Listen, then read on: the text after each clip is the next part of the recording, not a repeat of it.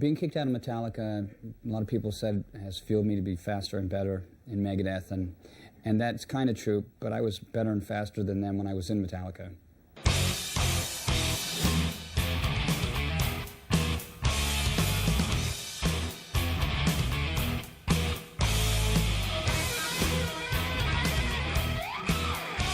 When Dave Mustaine was kicked out of Metallica and replaced with Kirk Hammett from Exodus, it was a huge blow to him. Metallica were really a band where things were starting to happen, and Dave was such an instrumental part of their sound. I always thought Dave was really the best songwriter out of Metallica, and to some degree still do.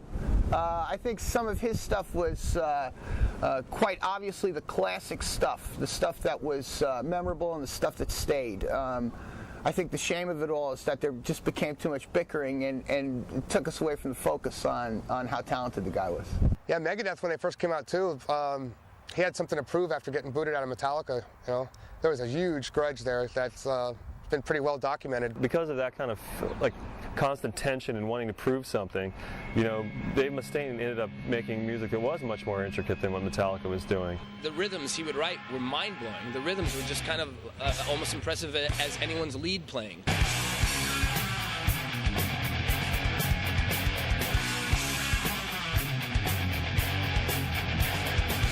That was the fastest shit going on at that time. You know, that was before Slayer was going Mach 10.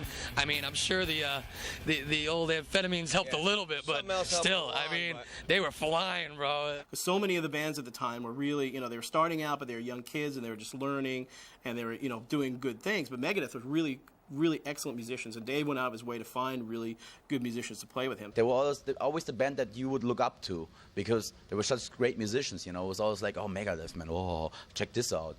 And I think they almost brought some kind of jazzy feeling to the Thrash thing. They were almost like a jazz band playing metal. That's kind of like the vibe I got from them, because there was a lot of unexpected twists and turns on those first two records. So, and that just comes from Mustaine's kind of sideways brand of guitar playing, and that's what's always made him so original. Back in the time, it was very influential to a lot of people playing guitar and trying to rip fast like that, you know.